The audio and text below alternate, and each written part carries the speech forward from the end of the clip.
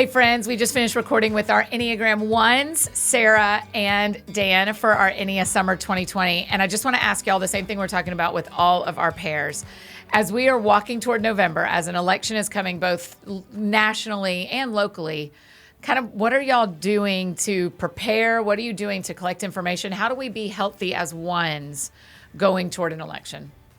Politics have always been really important to me. Okay. And for the first time, I'm actually losing sleep over an election. Oh, wow. Because I feel, in the current climate, it feels heavier than it ever has. Yeah. And so, genuinely, laying in bed at night, kind of losing sleep over what to do because it just feels so heavy.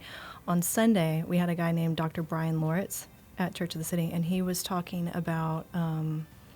he said something that put me at ease. And he was talking so much about how the kingdom of God doesn't fit into any one political party.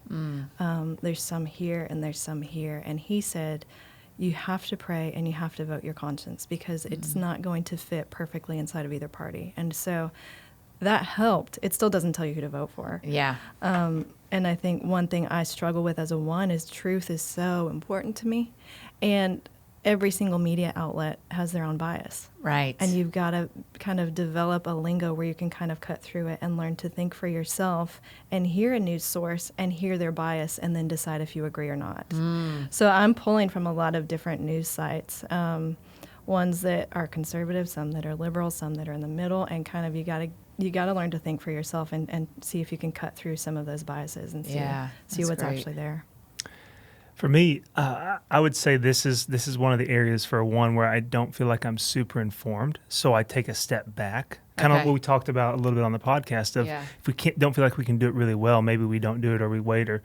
But that being said, I still vote, and so for me going into this, and it's not a cop out, it's real. Like it's taking it to the Lord and saying, Lord, what?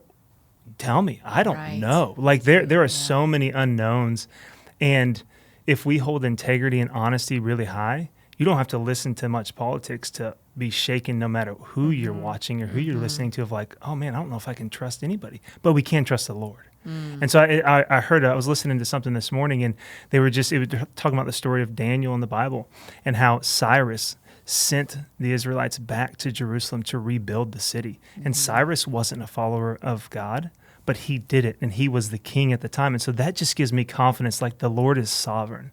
No matter who is in office, no matter what office we're talking about, the Lord is sovereign, and he appoints people. And so he can work through anybody. So that is one thing that I take peace from, and then also go back to like, okay, God, like if you could use Cyrus to do that, if you could use Nebuchadnezzar and change his heart, like if you could do these things, you're the same God. That's right. So do that now, and show us who you have to vote for. And then if you go more practical for me, then I'm just like, okay, God, who do I believe would do things that are more for your kingdom than somebody else would? You know, like and just make the best decision off of that. Yeah. Do y'all find local is as important as national? That's exactly what I was just going to say, is often the more social issues are governed at a local level, which is comforting because that actually gives you more of an opportunity to jump in and make some sort of change yourself.